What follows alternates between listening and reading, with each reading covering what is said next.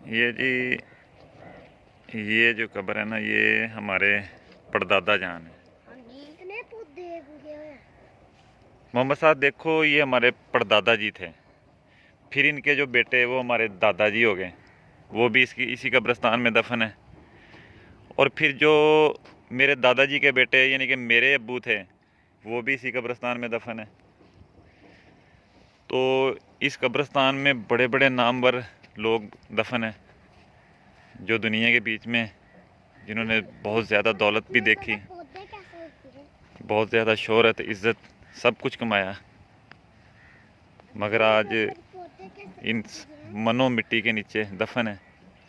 अल्लाह इन सब के हाल पे अपना रहम फरमाए, करम फरमाए और इनकी आखिरत की मंजिलों को आसान फरमाए।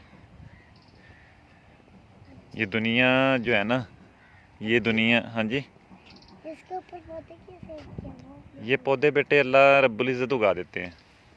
ये सारे ना पौधे, ये अल्लाह रब्बुल इज़्ज़त जो चाहें वो कर सकते हैं।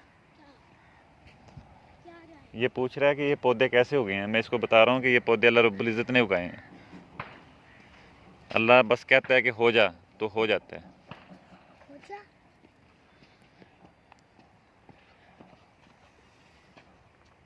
तो हम दुनिया में जब होते हैं ना, तो अगर हमारे पास कोई इक़्तिदार है, या हमारे पास कोई ओहदा है, या हमारे पास दौलत है बहुत ज़्यादा, तो हम अपने से जो नीचे लोग होते हैं ना, उनको बड़ा हकीर समझते हैं। हम समझते हैं कि बस ये कोई कीड़े मकोड़े हैं, और जो कुछ भी हैं हम ही हैं। हमारे पास अच्छी गाड़ी है, हमारे पास अच्छा मकान है, बहुत से सारी दौलत है। तो इस कब्रिस्तान में मौजूद जो है ना हमारे ये बुज़ुर्ग, इनके पास बहुत दौलत थी, बहुत असबाब थे इनके पास। तो क्या ये साथ लेके गए हैं? सब दुनिया में छोड़ गए हैं। और जिनके लिए छोड़ के गए हैं, हो सकता है कि वो इधर दुआए मगफरत भी ना करने आते हों इनके लिए। तो अल्लाह रब्बुल इज़्ज़त अगर आपको दौलत, शोहरत, इज़्ज़त, मर्तबा, इक़्तिदार, इन चीज़ों से नवाजते हैं ना, तो उनको लोगों की फ़लाह के लिए इस्तेमाल करें,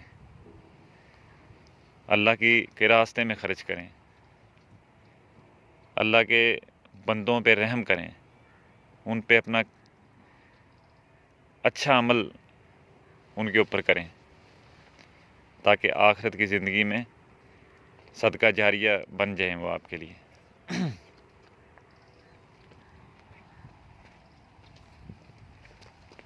बेशुमार ऐसे लोग हैं जो दुनिया की ज़िंदगी में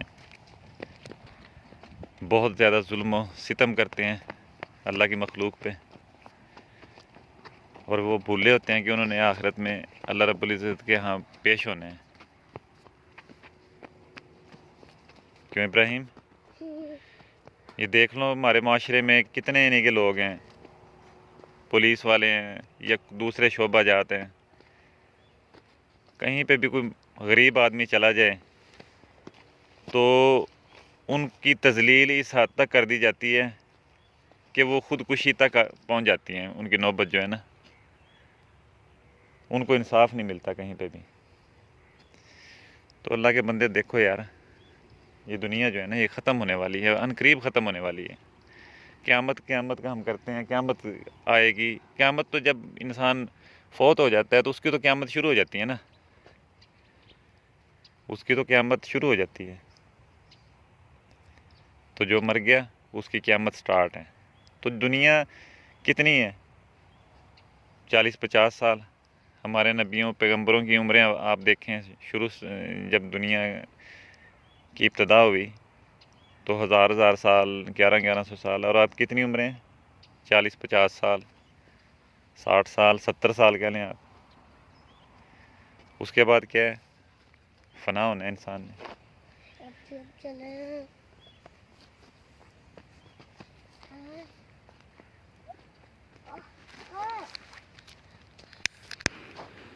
जब चले चलते हैं बेटे। फिर चलो। बस आओ चलते हैं आहिस्ता आहिस्ता ना। अल्लाह रब्बुल इज़्ज़त हमें कितनी नेमतों से नवाजते हैं, बेशुमार नेमतें अल्लाह रब्बुल इज़्ज़त जो है ना हमें अता फरमाते हैं। और हम क्या उन नेमतों का शुक्र अदा करते हैं? क्या हम उन नेमतों, अगर अल्लाह रब्बुल इज़्ज़त ने हमें दौलत से नवाजा हुआ है, उस दौलत से हम अपने जो इर्द गिर्द गरीब लोग हैं या गरीब रिश्तेदार हैं उनको कोई बेनिफिट दे रहे हैं? ये सब कुछ यहीं पे रह जाना है यार। आखिर एक दिन ना इसी मिट्टी के नीचे आना है, वो भी पता नहीं नसीब होती है कि नहीं होती।